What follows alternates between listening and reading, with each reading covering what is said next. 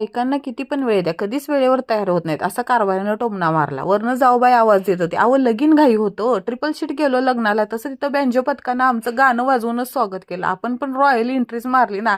अहो लग्नाला गेलेले 10-15 फोटो तर काढणारच ना भारीमध्ये. श्री स्वामी समर्थ हॉलचं नाव होतं. इथं कोणा हळदी लावून नवरोबा कोणाच्या तरी खांद्यावर बसून आलेला. सासरी बुवांना कुणीतरी इवयाचा मान दिलेला होता.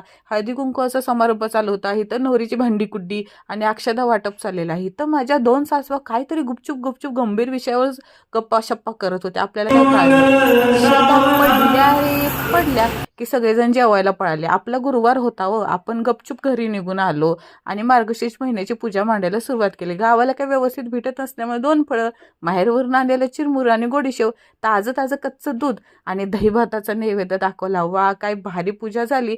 आणि हे कुणीतरी उंड का काय म्हणतात, पानामध्ये असं काहीतरी बनवून दिलेलं, काय भारी लागत होतं. पहिल्यांदाच खाल्लं राव.